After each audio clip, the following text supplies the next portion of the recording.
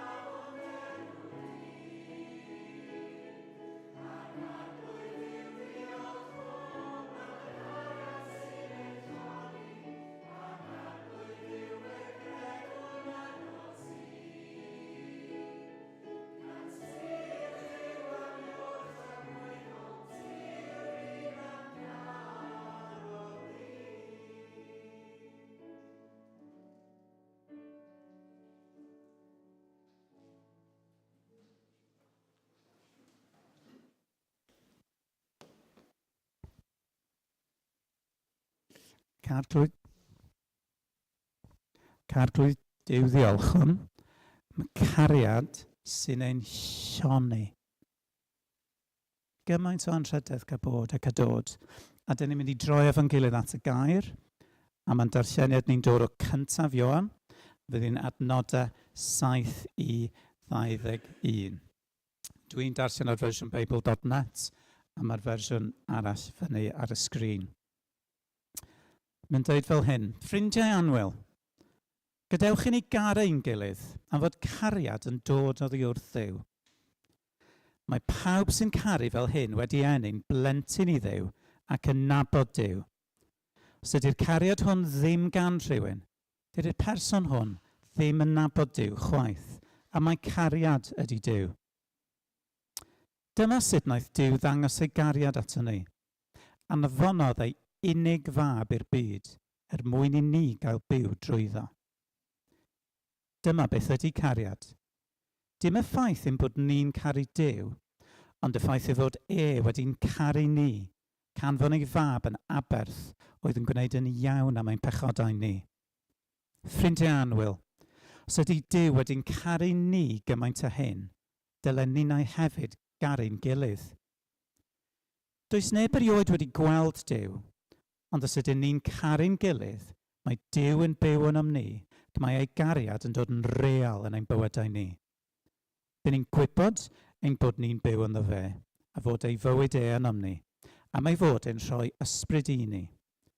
Dyn ni wedi gweld ac yn gallu tystio fod y tad wedi anfon ei fab i fod yn achubwr y byd. Os ydy rhywun yn cydnabod mae Iesu ydy mab Duw, mae Duw yn byw ynddyn nhw a chwythau yn nyw. Dyn ni'n gwybod faint mae Duw yn ein caru ni, a dyn ni'n dibynnu'n llwyr ar y cariad hwnnw. Cariad ydy Duw. Mae'r rhai sy'n byw yn y cariad yma ac yn byw yn nyw. Mae Duw yn byw ynddyn nhw. Am fod cariad yn beth real yn ein plith ni, dyn ni'n gallu bod yn gwbl hyderus ar y diwrnod pan fydd Duw yn barnu. Dyn ni'n byw yn y byd yma fel wnaeth Iesu Grist fyw. Does dim ofn yn aros at y cariad yma, achos mae cariad perffaith yn cael gwared ag ofn yn llwyr. Os ydyn ni'n ofnus, mae'n dangos ein bod ni'n disgwyl cael ein cosbi, bod ni ddim wedi cael ein meddiannu'n llwyr gan gariad Duw. Dyn ni'n caru'n gilydd a mae fod wedi'n caru ni gyntaf. Pwy bynnag sy'n dweud ei fod yn caru Duw, ac eto yr un pryd yn casau brawd neu chwaer, mae'n deud celwydd. Os ydy rhywun ddim yn gallu caru Cristion arall, mae'n ei weld, sut y mae'n gallu caru Duw dydy erioed wedi weld? Dyma'r gorchymyn mae Duw wedi rhoi i ni. Rhaid i'r sawl sy'n ei garu garu ei gyd Gristion hefyd. Reit, blant, ddewch chi mlaen, please.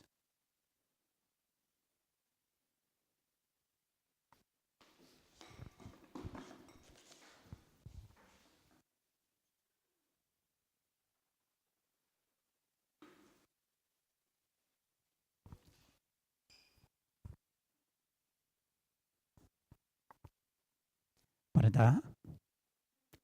Dyn ni'n iawn bore yma? Ideal. Gynnau her bach i chi. Dwi'n gobeithio bod yr un cyntaf eitha hawdd. Faint o gerrig sgynnau yn y bocs? O, yr rhain mynd i ddyfalu yn y ddangos y bocs fel hyn. Bocs yn bach yn drymach na dwi feddwl. Reit. Gyda gychwyn y pen yma, faint sgynna ni yn y bocs? 4.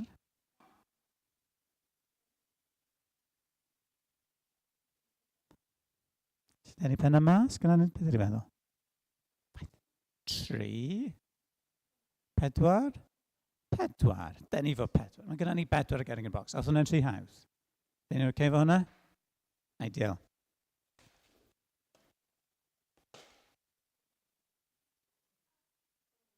It's a gerrig sgynna in a box, one. So I thought it would probably pefn allan ddim yn sylwi.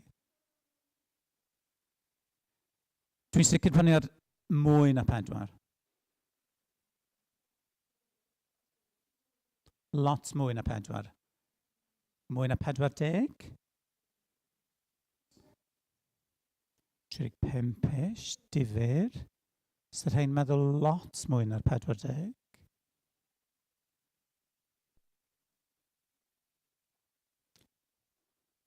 Mi gyffesaf, dwi heb gyfri, ond dwi'n gymharol hyderus bod gennau dros 100 yn fanna. I know, yeah. Gei di gyfri wedyn os ti eisiau checio. Eisiau gyfri wedyn. Job i ti ar ôl capel. Nawr, dyn ni sôn bore yma am pa mor anhygoel o fawr ydy cariad Duw, sydd yn rhywbeth really tricky i esbonio. Nawr, dyn ni wedi gallu cyfri 4 y gerrig yn fanna. Dyn ni wedi llwyddo cyfri, dyn ni'n gwybod bod yna lot yn fan hyn. Siwch chi feddwl, mae y Duw sydd yn caru ni gymaint, ydy'r un Duw sydd yn gwybod faint o ronnynau o dywod sydd yna ar bob traeth. Pa mor hir dyn ni'n meddwl sy'n cymryd i gyfri bob tamed o dywod ar bob traeth yn y byd? 2 flynedd. Uchelgeisiol, ond beth dyn ni fel pen hyn? 50 mlynedd. Ie, swn i'n dyfalu unwaith i chi gychwyn, sy'n ni byth cweit yn dod i ben fanna.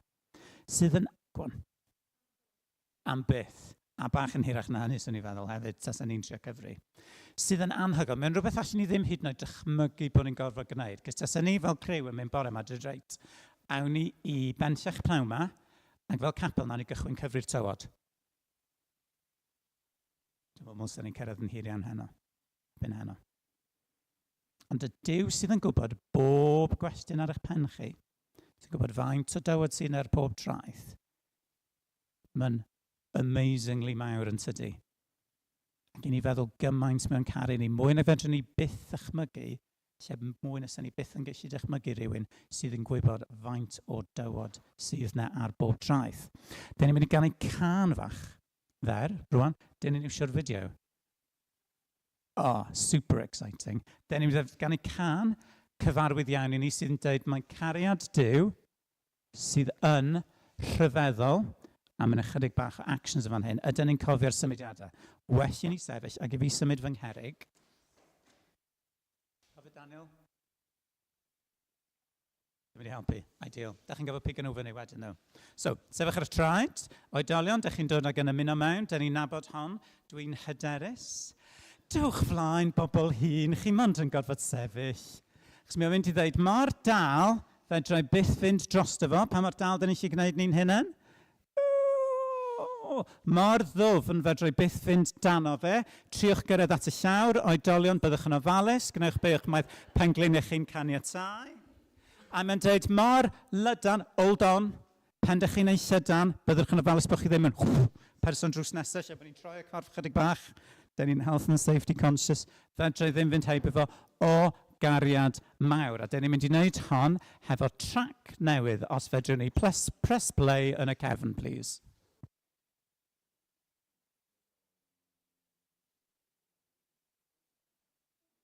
Da ni'n mynd i wneud efo'r piano.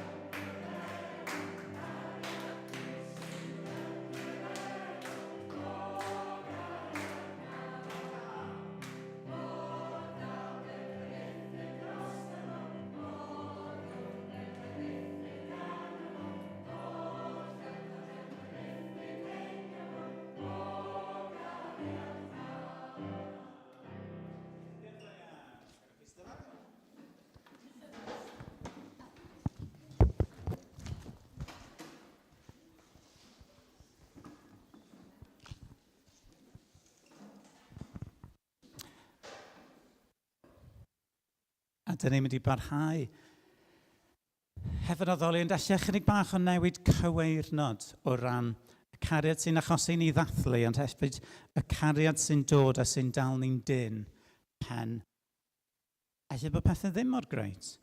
Pan dwi'n ofni colli ffydd, Crist, ddim deil yn dyn. Pan mae'r temptiwr trech liw dydd, ef am deil fy'n dyn. A wedyn mae'r cit gan yn dweud, ef am deil yn dyn, ef am deil yn dyn. Fy ngwaredwr, ef am car, ef am deil yn dyn. Gadewch i ni addoli.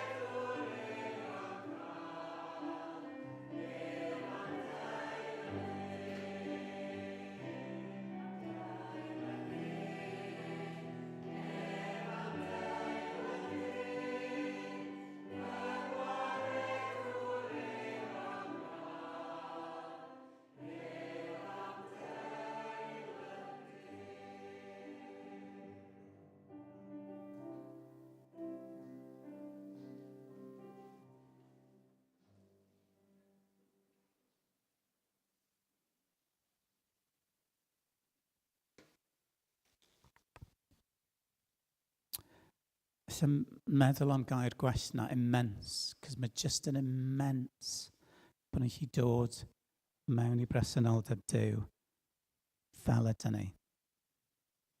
Gan i weddio fo'n gilydd.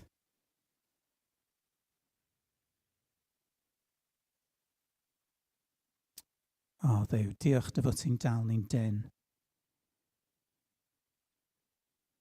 Dad, da ni'n diolch i ti am y pris a dalwyd yn llawn sy'n golygu hyd yn oed yn pechod. Pan dyn ni wedi blino neu pan dyn ni'n flin, pan dyn ni just i laru. Ti'n dal ni'n dyn o dad, a dyn ni'n mynd deilwng. Dduw, a dyn ni'n diolch i ti. Dyn ni'n diolch i ti o Dduw. Dyn ni'n diolch i ti o dad efo ti'n ymhyfredu yna ni. Dyn ni mor ddiolchgar. Dyn ni mor ddideilwng o'r cariad a'r maddeuant, a dyn ni'n diolch o Dduw. Dad, bore yma, nid i'n helpu ni. Nid i'n helpu ni fod mwy fel ti. Dad, nid i'n herio ni bore yma. Yn yr ardaloedd hynny o'n bywyd ni, a lle dyn ni ddim wedi rhyddhau yn llwyr i ti. Pethau hynny, dyn ni'n dal yn dyn o dad, yn gwrthod dy drystio di. Helpa ni bore yma trwy dy ysbryd, trwy dy air, i ni fod yn efydd i ti, i ni drystio'n llwyr yn y ti. Nid i helpu ni bore yma, dad, gael yn herio i edrych allan, i ddangos y cariad sydd yn ymwneud yn y ti, i'n cymdeithas ni, i'n ffrindiau ni'n perthnasau ni, dad. Rhai ni ti di'n plannu ni yn plith. Nid i'n helpu ni fel eglwys bore yma, dad, i lywyrchu'r ardal hon clod i ti o Dduw.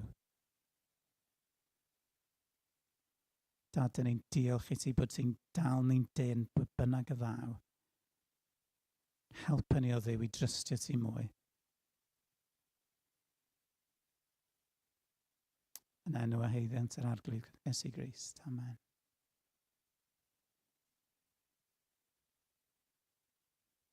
Dyn ni'n tynnu at y gair, mae Rhodri mynd i ddod fyny. Rhannu gwrthyn ni nesau at hynny, dyn ni'n mynd i ganu efo'n gilydd ac addoli. Mor fawr yw cariad Duw y Tad. Does neb asthurnad maint ei boen pan guddiodd Duw y Tad ei wedd. Twysiwch didew drwy y tir mwyn i ni gael tangnefedd. A peidiwch gwrando ar y celwydd sy'n deud chewch chi ddim tangnefedd am bod chi wedi gwneud rhywbeth yn wrong. Cos mae'r addewid yna a mae'r pris wedi dalu. Snawn ni addoli fo'n gilydd.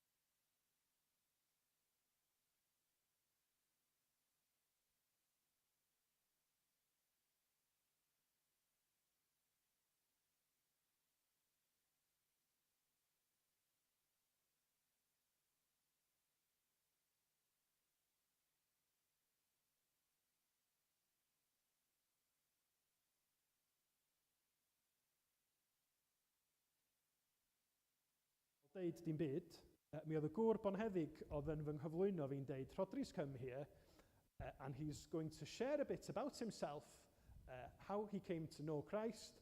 A nes i fel, nes i'n paratoi hynna. Nes i fel, yikes, fe rhaid i fi feddwl o'n. Lle mae rhywun yn cychwyn de? Lle fysa chi'n cychwyn? Tas yna rhywun yn deud, dwi eisiau ti rannu sut ti wedi dod i gredu'n Iesu Grist. Lle ydych chi'n cychwyn? Wel, nes i, achos bod fi heb baratoi, nes i gychwyn hefo fy magwraeth, lle o'n i'n byw, lle oedden ni'n addoli fel teulu. A pryd bynnag nes i ymlaen ac oedd hi'n noson hyfryd, oedden nhw'n barod iawn i weddio, a nifer ohonyn nhw'n dod i holi cwestiynau wedyn. Ond ar y ffordd yn ôl, nes i feddwl, yn feiblaidd, nes i gychwyn yn y lle rong do. Achos sut a pham mae unrhyw un ohono ni wedi dod i gredu'n Iesu Grist, diolch yn cychwyn efo ni, na di? Yn feiblaidd, mae o'n cychwyn efo cariad Duw.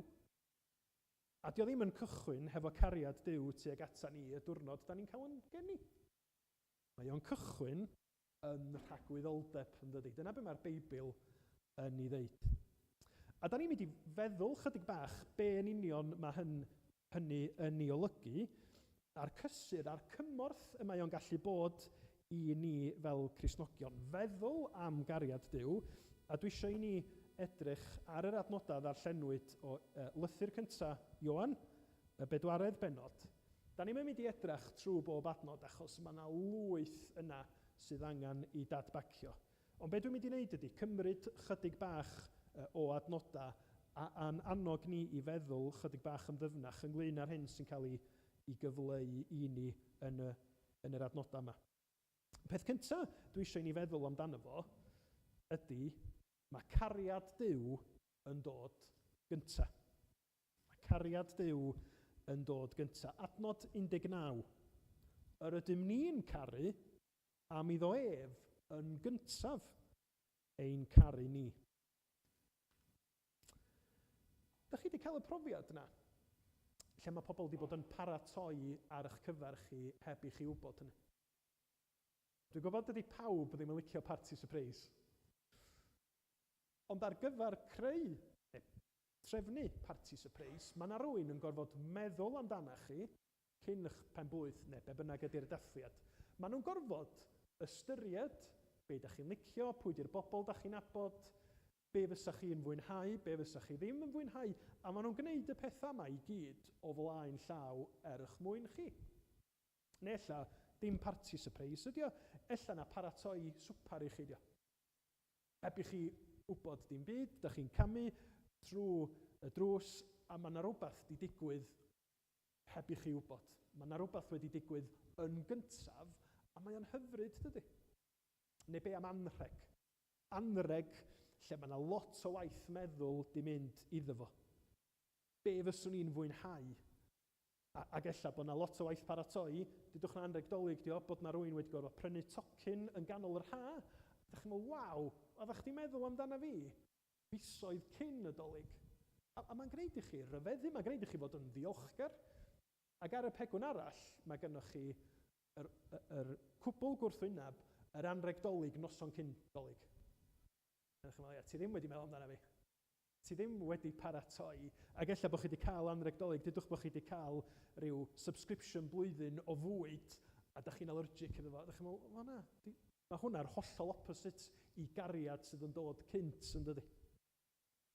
Ond be mae'r ysgrythyr, be mae'r Beibl yn ddeud wrtho ni, ydy bod Duw wedi meddwl, Duw wedi'n caru ni, nid jyst cyn yn creu ni, ond cyn creu popeth. Mae yna ddirgelwch yn hynny, does? Mae o'n eithriadol o anodd i ni ystyried yn caru ni cyn ein bod ni, ond dyna be mae'r sgrythyr yn ei ddeud. Chi'n gyfarwydd ar adnod, dwi'n siŵr, yn Effesiaid, y bennod gyntaf, adnod 4, cyn seilio'r byd, fe'n dewisodd yng Nghrist i fod yn sanctaidd ac yn ddi-fai ger ei fron mewn cariad. Pam bod gwybod hynny yn help i'r Cristion? Achos mae o'n cadarnhau nad ydy'n iachawdwriaeth ni, nad ydy'n achubiaeth ni na'n perthynas ni hefo Duw yn llwyr ddibynnol arna ni, na di. Mae o'n ddibynnol ar Dduw, fo sydd yn achosi i ni fod yn blant Duw. Wan, mae gennym ni ran, pan da ni'n meddwl am yn perthynas ni fo'r arglwydd, mae yna gyfrifoldeb am i ddown ni at hynny nes ymlaen. No, mae'r Beibl yn deud drosodd a throsodd, Duw sydd yn caru gynta, a mae beth ydych chi'n neud yn dod yn ail mewn ymatab i'r cariad hwnnw. Mae'n hardd yn dydi? Mae'n hyfryd o hardd meddwl am y Duw yma sydd yn bodoli cyn creu unrhyw beth yn dad, mab ac ysbryd glân. Ac yn caru ni. A pan ydym ni'n meddwl am yr harddwch yna, mae yna adlais ohono fo yn yn byd ni'n does. Dwi'n meddwl mae yna rhywbeth eithriadol o hardd mewn teuluoedd sydd yn mabwysiadu plant yn does. Achos pan ydych chi'n cael plant eich hunin, plant biolegol i chi fel rhieni, yna mae yna reddf gorfforol. Da chi'n mynd i'w ofalu amdanyn nhw, da chi'n mynd i'w caru nhw, mae o gan amla yn dod yn naturiol. Ond hefyd, mae yna gyfrifoldeb cyfreithiol arna chi. Gwybod, os di'ch babi chi yn cadw chi'n effro trwy'r nos, mae'r gyfraith yn disgwyl chi ddal i ofalu amdanyn nhw. Ac yn drist iawn, os nad ydych chi'n gofalu amdanyn nhw, mae yna gosb yn does am esgyluso a cham drin plant. Ond pan ydych chi'n meddwl am fabwysiadu, yr hyn sy'n ei wneud o mor hardd ydy, does na ddim gofyn i'r rhieni sy'n mabwysiadu ofalu am blant rhywun arall. Nagos, di'r gyfraith ddim yn gorfodi nhw i wneud, maen nhw'n dewis gwneud hynny. Maen nhw'n dewis caru plant sydd wedi cael profiadau erchyll.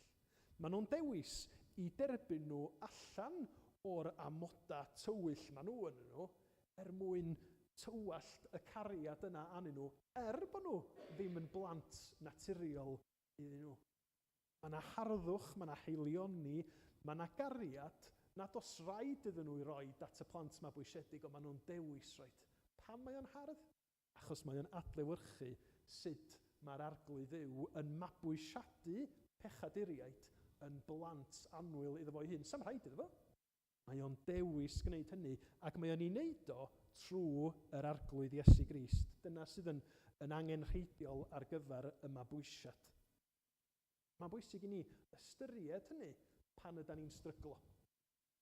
Pan ydym ni yn cael cyfnodau lle ydym ni'n cwestiynu lot o bethau.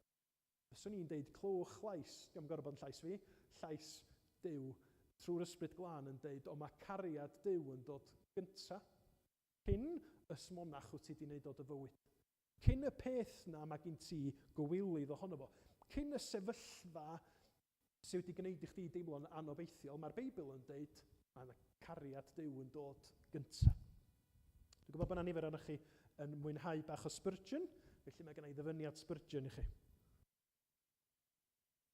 Ddeith fyny ar y sgrin, dwi'n siŵr. A llun Spurgeon ella. Ystodwch? O.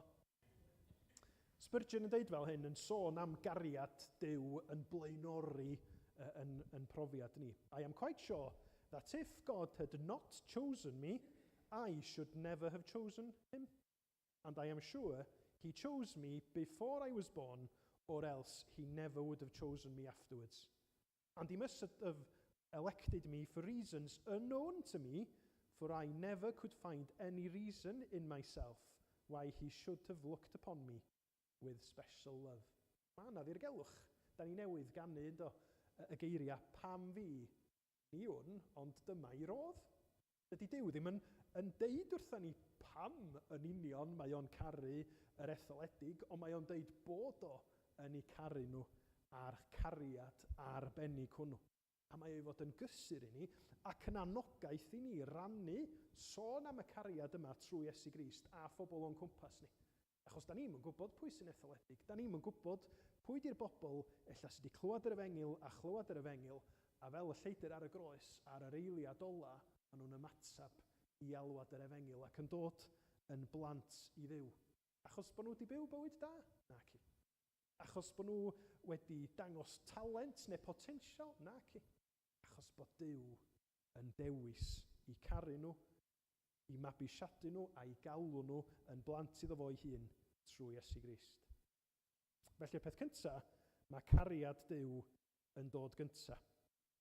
Yn ail, a mae hwn yn bwynt lle ydych chi'n mynd i feddwl, di'r Rhodri mynd i meddwl lot am y pwynt yma. Mae cariad Duw yn gariad Duw.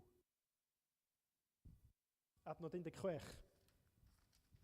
Mae'n siŵr gen i rhan o'r Beibl dwi wedi weld fwyaf ar waliau capeli yng Nghymru. Duw cariad yw. Neu y fersiwn Beibl Cymraeg Newydd Diwgedig, cariad yw Duw. Ac mae'r sawl sy'n aros mewn cariad yn aros yn yw. A Duw yn aros yn ddontai. Pan ydym ni'n meddwl am gariad Duw, mae rhaid i ni gofio be mae Spurgeon yn dweud, a special love. Wan yn tueddiad ni, a tueddiad yn byd ni, ydy siarad am gariad mewn ffordd eitha blodeuog, eitha, be ddydwn ni? Fel syniad. Ond mae'r Beibl yn siarad yn benodol iawn ynglyn â be ydy cariad Duw, pam mae cariad Duw yn cael ei ddangos a sut mae o'n cael ei ddangos.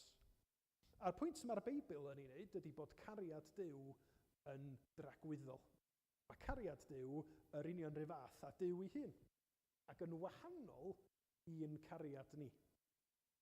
Pan o'n i'n tyfu fyny, o'n i yng nghanol lot o hogia oedd yn mwynhau tractors a ceir a chybod, sut mae ceir yn gweithio, pa gar ydy'r gorau falle. A sgynna i dal ddim diddordeb mewn ceir, ond da chi'n pigo pethau fyny dydych. A dwi'n cofio yr hogia pan o'n i'n yn arddegau yn dweud, ceir Japanese, ceir da dyn nhw. Dyn nhw'n torri lawr, maen nhw'n ddibynadwy. Dwi'n yn gwybod os di hynny'n wir. Ond nath o'n neud i fi feddwl, felly mae yna rhywbeth am geir sydd yn dod am Japan, mae yna rhywbeth special amdanyn nhw achos o lle maen nhw wedi dod. Pan ydw i'n deud cariad Duw ydy cariad Duw, yr hyn dwi'n bwysleisio ydy mae yna rhywbeth arbennig am y cariad hwnnw. A mae'n rhywbeth, pan ydym ni'n meddwl am gariad Duw, mi allwn ni ystyried i hyd, i led, i ddyfnder a'i ehangder o, gallwn, ond dwi eisiau ni feddwl am be mae cariad Duw yn ei olygu yn ôl y Beibl. Ac wrth wneud hynny, meddyliwch am pwy ydy Duw. Wel, mae Duw yn dragwyddol yn dydy. Mae o tu allan i amser. Ac felly mae gariad o yn dragwyddol, dydy, tu allan i amser. Mae o'n bodoli cyn i'r greadigaeth fod, achos mae'r tad yn caru'r mab, mae'r mab yn caru'r tad, mae'r tad a'r mab yn caru'r ysbryd, mae'r ysbryd yn caru'r tad a'r mab, ac mae'r cariad yma'n bodoli trwy'r amser. Dydy Duw ddim wedi gorfod dysgu caru, mae o'n rhan hanfodol o pwy ydi o. Cariad yw Duw. Ac allan o'r gorlif yna o gariad rhwng y personau'r drindod, y mae gariad o'n gorlifo tuag ata ni. Mae cariad Duw yn ddigyfnewid. Mae cariad Duw yn byr, yn sanctaidd. Mae cariad Duw yn hardd. Wel, da chi'n meddwl, da ni'n gwybod hyn, Rhodri. Ond cymharwch hynny hefo cariad dynol. Iawn? Ydy'n cariad ni'n ddigyfnewid? Sa'n ni'n licio iddo fo fod, ond os da ni'n bod yn onast, ym mhob perthynas, sut noed y perthnasa mwyaf cariadus, mae yna fyny a lawr yn does? Mae yna gyfnodau lle da ni'n gwybod da ni'n wedi bod yn ddigon cariadus, ond i hynny mae'n wir am y Duw byw. Ydy'n cariad ni'n gallu bod yn ddiamynedd? Mae'n cariad ni'n gallu bod yn ddiamynedd, at lot o bobl. Di Duw felly? Chi'n gweld y pwynt ydw i'n ei wneud? Mae'n bwysig i ni ystyried a cael yn bwydo ar yr ymwybyddiaeth yma bod cariad Duw yn gariad neilltuol sydd yn arddangos pwy ydy Duw i ni. Mae'n profiad ni o gariad Duw yn gallu amrywio, yn dydy? Da ni'n gallu bod yn agos ato fo ac yn ymhyfrydu yn efo, a da ni'n gallu daglu a crwydro a phellau. Ond pan ydym ni yn ystyried bod Duw yn bell, mae rhaid ni gofio bod y Beibl byth yn dweud bod o wedi tynnu gariad i ffwrdd oddi wrtha ni, bod o wedi newid i feddwl mewn rhyw ffordd, lle nath o'n caru ni am gyfnod, a wedyn nath o feddwl, na, dim rwan. Dychmygwch ddyn o'r enw Seimon, achos mae yna fwy na un Seimon yn y Beibl, dys. Seimon. Mae'r Beibl yn dysgu ni bod Seimon yn un o'r rhai mae Duw wedi garu fo o dragwyddoldeb. Cyn seilio'r byd, mae Seimon yn un o'r bobl yma sy'n mynd i gael i fabwysiadu a'i alw, a mae o'n troi at Iesu Grist a mae'n cael y cariad tragwyddol hwnnw trwy'r ysbryd yn ei fywyd o.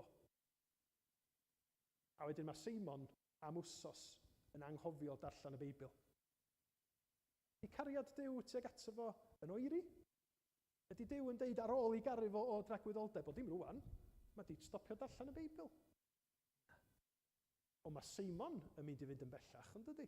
Ella bod ei olwg o ar gariad Duw yn mynd i bylu, ond mae'r cariad yn aros yr un fath, achos dydy Duw ddim yn newid nac yn addasu yn yr ystyr yna, na di. A meddyliwch am un peth eitha trawiadol. Pan da ni'n meddwl am gariad ar lefel ddynol, ydych chi'n meddwl am ffeindio cymar, nid bod i wedi bod arnyn nhw, ond dwi'n gwybod bod yna lot yn defnyddio'r apps, y dating apps. Yn falus beth i ddeud. Mae yna bwynt yn dod lle mae pobl yn gorfod penderfynu ia neu na. Ond mae o wastad ar sail rhywbeth dydy. Wel, ella na i garu'r person yma achos y ffordd maen nhw'n edrych. Ella na i garu'r person yma achos i diddordeba tebyg nhw i fi. Mae Duw yn caru pechaduriaid, nid achos bod yna unrhyw beth ynddyn nhw. Mae o'n caru pobl yn Saesneg yn lyflu yn dydy. Pam? Achos dyna pwy ydi o. Dyna helaethrwydd i gariad a'r ffaith bod o'n caru pobl, does na ddim byd neilltuol atyniadol ynyn nhw. Achos does na ddim yna chi a fi, i'r arglwydd Dduw sydd yn sanctaidd ac yn gyfiawn ac yn byr, mae o'n gweld pa mor hyll ydy'n pechod ni. Pa mor hunanol yr ydyn ni'n bod yn ymwneud â fo, yn ymwneud â phobl eraill. Ond eto, mae o wedi'n caru ni, ac yn Iesu Grist yn galw ni i fod yn sanctaidd. I fod yn newid, yn debycach ac yn debycach i Iesu Grist trwy waith yr ysbryd. Pam? Achos pwy ydy Duw? Duw cariad ydy o. A mae'r cariad yna yn arbennig. Jeremia 31:3 yn deud, a chariad tragwyddol ythgeraist, am hynny tynnais di a thrigaredd. Meddyliwch am y cariad yma. Y cariad sydd yn gariad Duw yn rhannu yr un priodoledda ac yma Duw i hun. Yn drydydd, da ni'n gweld bod cariad Duw yn cael ei arddangos trwy Iesu Grist ac yn dod i ni yn yr arglwydd Iesu. Adnodau 9 a 10. Yn hyn y dangoswyd cariad Duw tuag atom, bod Duw wedi anfon ei unig fab i'r byd, mwyn i ni gael byw drwyddo ef. Yn hyn y mae cariad, nid ein bod ni'n caru Duw, ond ei fod ef wedi ein caru ni ac wedi anfon ei fab i fod yn iawn neu'n aberth cymod dros ein pechodau. Mae'r gwirionedd yna yn odidog. Fo sydd wedi gwneud y gwahaniaeth. Fo sydd wedi dewis yn rhagwyddoldeb anfon ei fab tragwyddol i hun i'r byd, achos dydy cariad Duw ddim yn gariad cuddiedig. Mae o'n gariad sydd yn cael ei amlygu yng Nghrist. A dyna pan mae pwy ydy Iesu Grist yn ganolog i'n cyflwyniad ni o'r Efengil ynde. Dwi wedi bod mewn lot o ddigwyddiadau Cristnogol a dwi wedi clywed lot o sloganau gwahanol. Ac un o'r rhai sy'n gwneud fi fwyaf rhwystredig ydy pobl o'r ffrynt yn dweud, mae Duw'n caru chi. Dydw i ddim, achos dwi'n rhydd.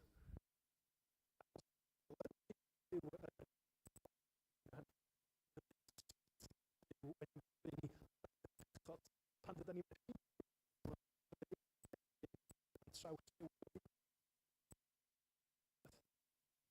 ond mae'n gwneud hynny trwy fab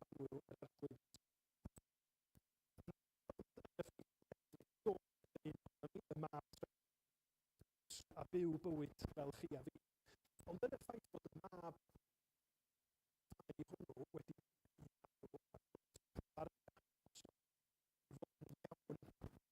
yn fanna mae Arfon Jones a William Morgan yn cytuno ei gilydd i fod yn iawn am yn pechoda ni.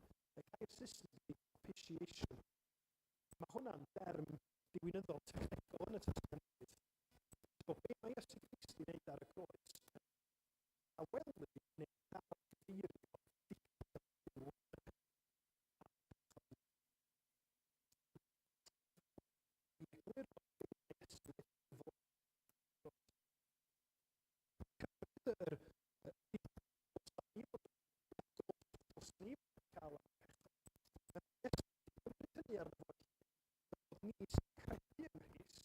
ddim yn wynebu bicr ar Dduw achos am yn bechod ni. Edrych dan efo fel hyn.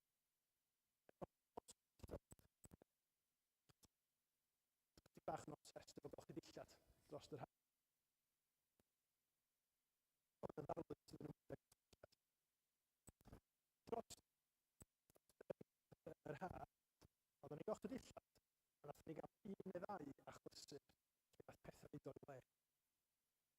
Grys a gwyn, marw corff o genod, a dwi'n meddwl na rhyw grys pink o gynwennol hefyd. Ac oedd y grys a gwyn yn dod allan yn anffodus yn grys a pink. A mi ddigwyddodd o'n fwy nag unwaith. Ti'n gwybod bod ti'n gallu rhywbeth yn rhywun trochi i y broblem?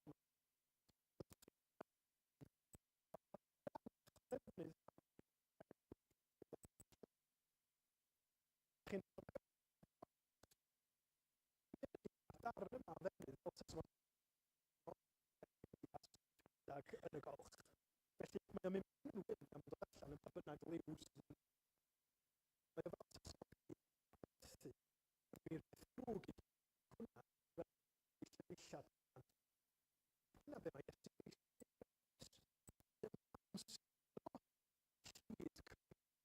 am eich pechoda chi iddo fo hun fel mae Iesu wedi gwneud iawn a bod ni nid yn rhydd yn cael yn derbyn yn lan achos mae'n byd wedi ddelio a Iesu Grist unwaith am byth. Lwc Bill o carodd Duw y byd gymaint nes o roi ei unfab yn ei bob un sy'n yn lef beidio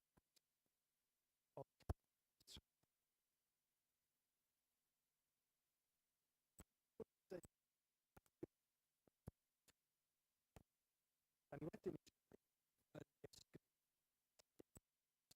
Chydig gwneud eto at Iesu Grist. Os oedd unrhyw fath yn gwrthod Grist, yn gwrthod y cifod y gasl, ond yn Iesu Grist. Achos fo ydy'r iawn, fo ydy'r aberth, does na ddim ffordd arall i ni yw Iesu Grist yn o'n dod. Ond mae wedi cael ei gyflwyno, mae wedi cael ei ddatguddio i ni yn Iesu Grist. Ydy mynd allan i'r byd. Yn Iesu Grist.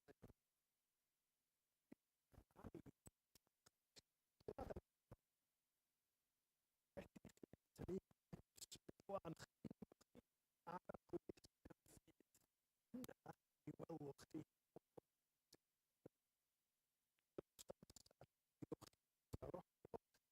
dod i'r pwynt lle da chi eisiau ymateb yn y lle cyntaf mewn ffydd ydych chi iwdio i'r arglwydd Iesu yn cyffesu'ch pechod ac yn edrych parhau ond bod bydd wedyn a ni fel Cymrogion sydd wedi dal o byd yn ôl at Grist pob un pechod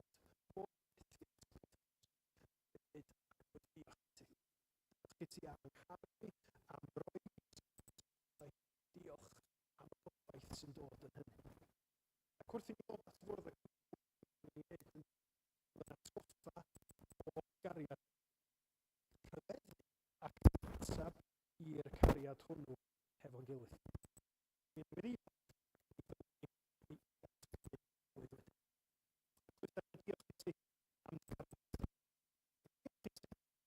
cariad hwnnw yn gyfeddol, yn ddigyfnewid ac wedi dod i'r byd ni yn dy fab amlwg Iesu Grist.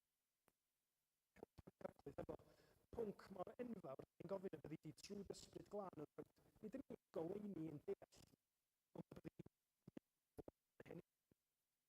Da ni eisiau ymateb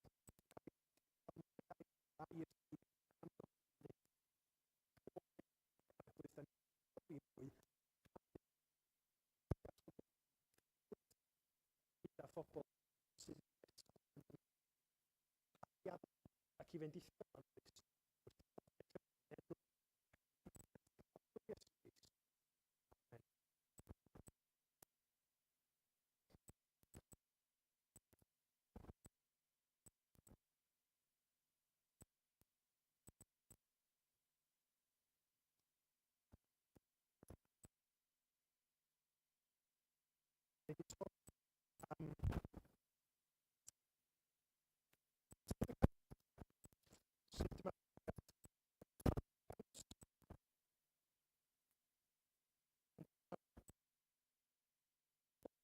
Allan yn un i'w arfod.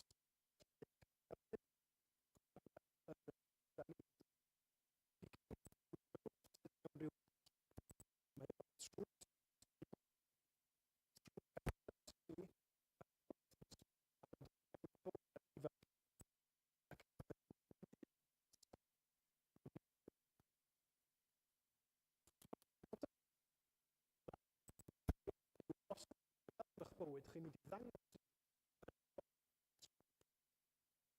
chi'n caru Duw, chi'n caru eich aelodau. Os ydych chi'n dweud bod chi'n caru Duw, mae o'n gariad sydd yn enyn ac yn mynnu ymateb yn bywydau ni. Felly wrth cymryd dwi am wneud dau beth. Beth dwi'n sôn amdano fo, bod yn myfyrio ar aberth Iesu Grist i ddechrau. Ar un yn cymell ni i wneud ynde. Bod y cariad wedi arwain Crist o'i wirfodd i groes Calfaria. Bod yn fywyd drosom ni. Ac wrth i ni fyfyrio, yn cyfarfod yn bechod yn hyn. Da ni'n mynheiddi'r cariad. Da ni'n mynheiddi'r cariad. Mawredd gras a chariad Duw yn gwneud unwaith ac mae o'n cymell ymateb yn i ni. Sut mae Iesu Grist yn codi braith Duw? Cymydog. Felly, wrth i ni ddod at fwrdd y cymyn, dwi eisiau ni edrych yn clywed. Diolch i'r arglwydd Iesu am fawredd drosom ni. Ac os da chi fel fi yn aml yn gorfod adnabod, mae o'n man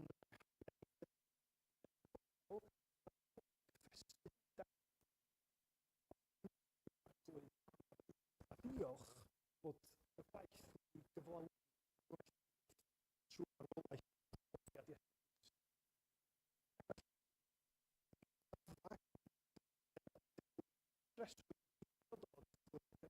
Mae o yn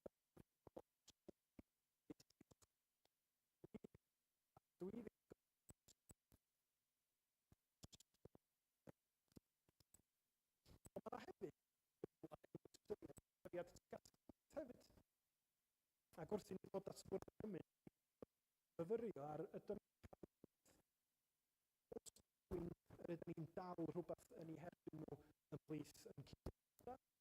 Os na rhywbeth yn bod, da ni fo cyd-weithwyr lle da ni yn honni. Cyffesu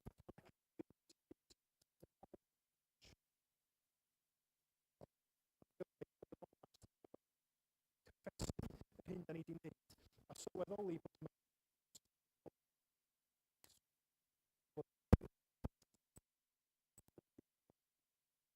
allan. Felly gai yn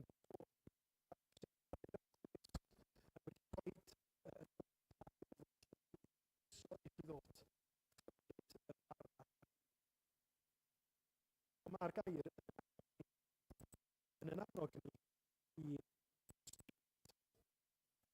i cymryd y bar. Chi ddim yn credu, os ydych chi heb eto i o'r series mewn ffydd, i annog chi i beidio cymryd oherwydd difrifoldeb a gair yn dweud. Rhai ieuenctid, os ydych chi ddim yn siŵr, mynwch sgwrs efo mam neu dad. Ond ni sydd yn credu yn yr arglwydd Iesu, yn ansicrwydd, gwrandwch sut mae'r apostol Paul sôn am yr hyn da ni. Oherwydd fe dderbyniau sylwiodd wrth yr arglwydd yr hyn hefyd a draddodais i chwi. I'r arglwydd Iesu, nos y byddwch gwef gymryd bara, ac wedi ddod i olch fe'i torodd a dweud, hwn yw fy nghorff, sy'n eich mwyn chyn.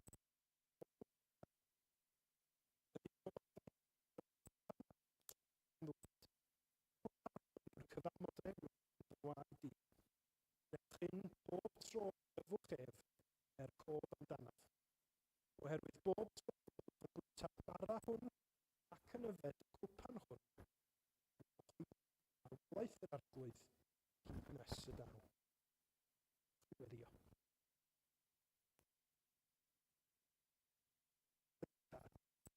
Da ni'n gofyn am gymorth i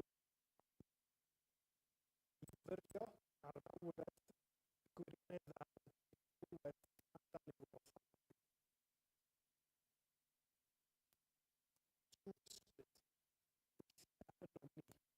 Fel bod ni'n gweld hyfrydwch pwy ydy Iesu Grist. Dangos yn glir i ni faint mae'n gariad byd drwy Iesu. Gariad pyr a o'r anhyr. Ac i ddod at ati nostrig yn ddiolchgar. Ac oedd wrth i'n gymryd y bar ar gwyd, ni'n gofyn fyddi ni trwy diolchgarwch ni i ti a'r ysbryd. Dyma ti cynsilio trefnu ffordd i'r gwael.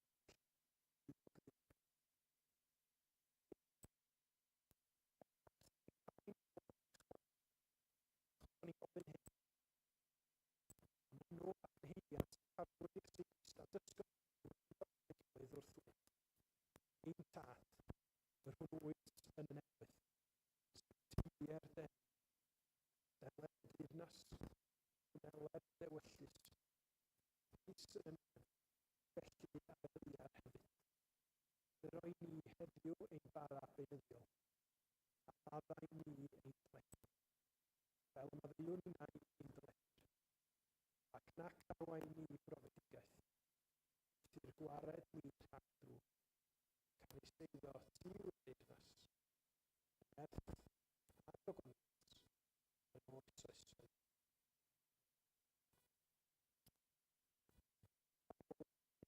Yn ymlaen i'r adnu yr elfen.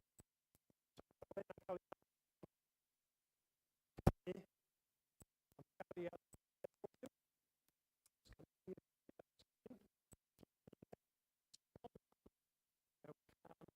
ei blas o fawl am drigau i roddi ai'r asble gwely fel ei ryfedd gariad ef. Wedi ceffelyb iddo rioed y feddod ef yn ef.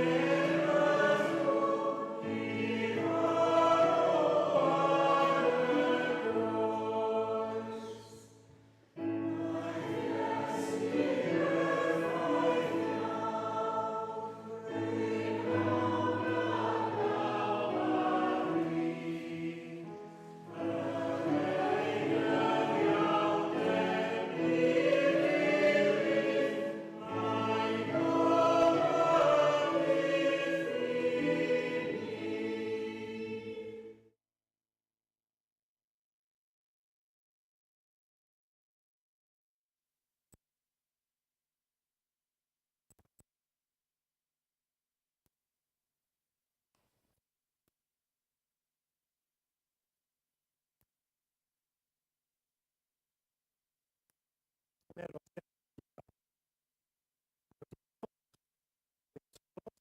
roi iddyn eich mwyn chwi, wnewch hyn.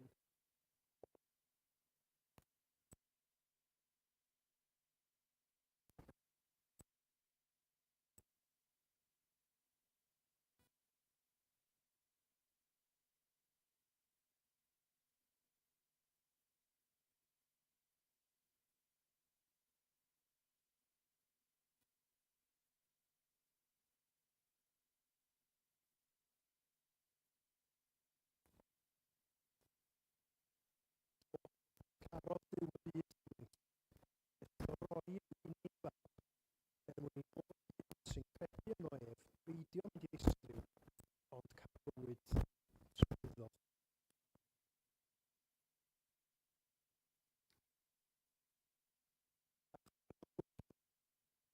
Ac wedi diolch fe roddodd byddwch ohono bawb oherwydd hwn yw fy ngwaed i. Gwaed y granod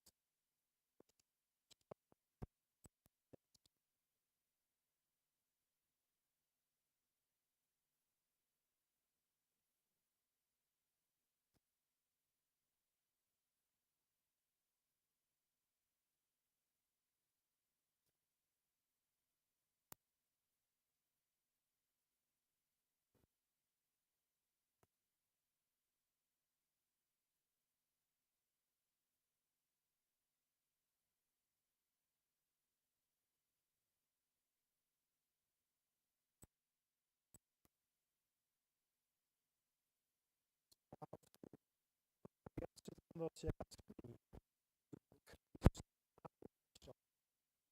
dal yn bechaduriaid. Ar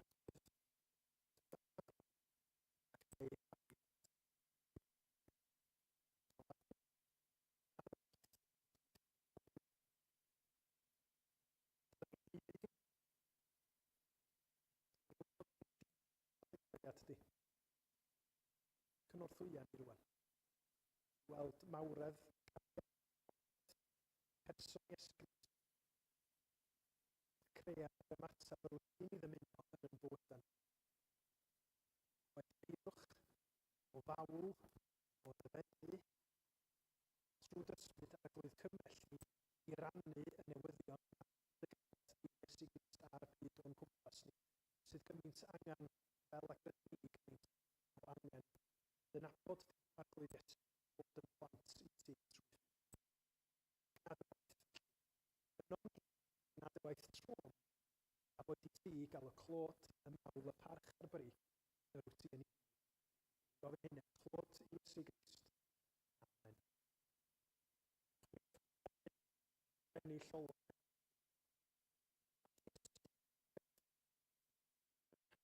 Ar y galon.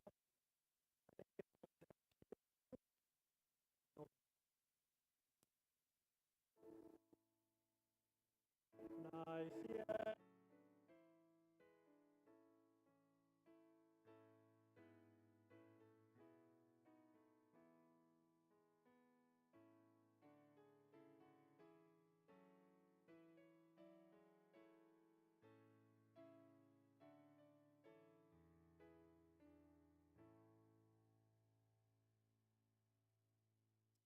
Gas yng Iesu Grist, a chariad Duw, a chymdeithas yr Ysbryd Glân. Bod gyda ni oll